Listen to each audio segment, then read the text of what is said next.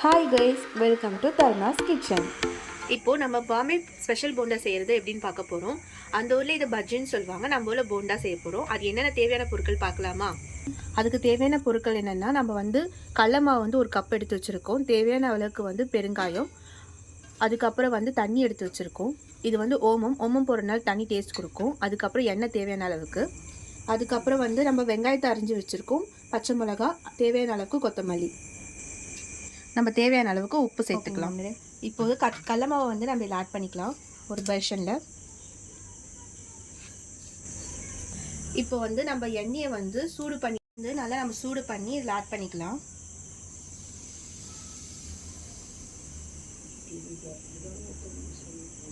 இதுக்கு அந்த மாதிரி தான் நம்ம ஊற்றணும், அதனால எண்ணெயை சூட் பண்ணி ஆட் பண்ணிக்கிறோம்.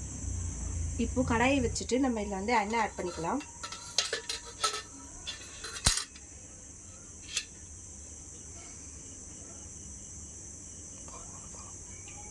எண்ணெய் சூடாகிறதுக்குள்ளே நம்ம இதை ரெடி பண்ணிக்கலாம். இப்போ நம்ம எண்ணெயை சூடு பண்ணி இதில் ஊற்றிருக்கோம். அதுக்கப்புறம் நம்ம தேவையான அளவுக்கு ஓமம் ஆட் பண்ணிக்கலாம். அதுக்கப்புறம் கட் பண்ணி வச்சுருக்க வெங்காயத்தை ஆட் பண்ணிக்கலாம். கொஞ்சம் நிறைய போட்டிங்கன்னா டேஸ்ட் ரொம்ப நல்லாயிருக்கும், அதனால் நம்ம நிறைய ஆட் பண்ணிக்கிறோம். இதில் நம்ம 5 வெங்காயம் வெட்டி வச்சுருக்கோம், அந்த 5 வெங்காயத்தை ஆட் பண்ணிக்கலாம். அதுக்கப்புறம் 2 பச்சை மிளகா கட் பண்ணி வச்சுருக்கோம், அதையும் ஆட் பண்ணிக்கலாம். தேவையான அளவுக்கு கொத்தமல்லி,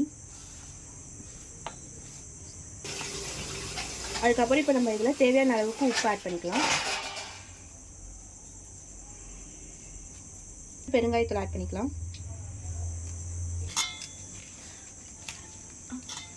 இப்போ லைட்டாக பிசைஞ்சு எடுத்துக்கலாம். ஃபுல்லாத்தையும் ஃபஸ்ட்டு பிசைஞ்சு எடுத்த பிறகு நம்ம தண்ணியை ஆட் பண்ணிக்கலாம் கொஞ்சம் கொஞ்சமாக.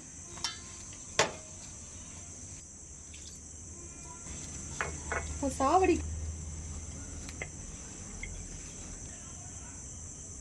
இப்போ பார்த்தீங்கன்னா போண்டா பழத்துக்கு நல்லா ஆயிடுச்சு. நல்லா போண்டா பழத்துக்கு பிசைஞ்சு எடுத்துக்கோங்க. இப்போ எண்ணெய் நல்லா காஞ்சிச்சு. காஞ்ச பிறகு நம்ம பிசைஞ்சு வச்சுருக்கிற போண்டா மாவை மிக்ஸ் பண்ணதை எடுத்து ஆட் பண்ணிக்கலாம். ரவுண்ட் ரவுண்டாக போண்டா மாதிரி போட்டுக்கோங்க.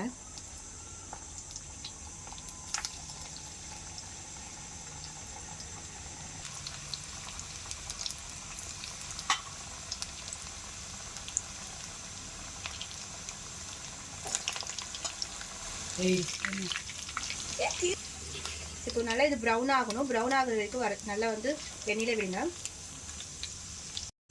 இப்போ நல்லா ப்ரௌன் ஆயிடுச்சு. இந்த ஸ்டேஜில் இருக்கும்போது நம்ம எடுத்துக்கலாம்.